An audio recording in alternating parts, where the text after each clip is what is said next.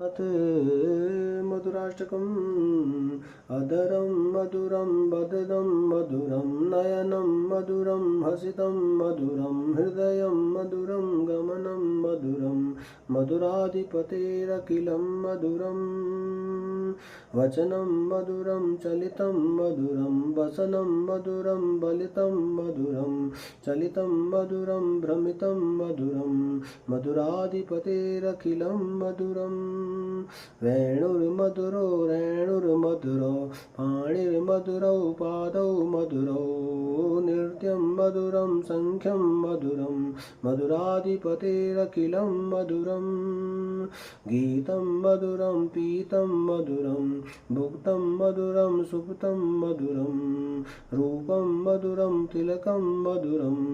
मधुराधिपतेरखिलं मधुरम्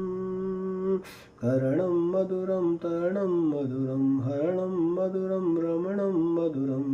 ममितं मधुरं शमितं मधुरं मधुराधिपतेरखिलं मधुरं गुञ्जा मधुरा माला मधुरा यमुना मधुरा वीची मधुरा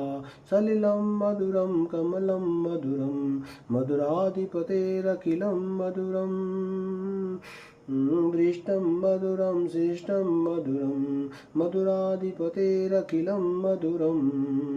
गोपा मधुरा गावो मधुरा यष्टिर्मधुरा शिष्टिर्मधुरा दलितं मधुरं फलितं मधुरं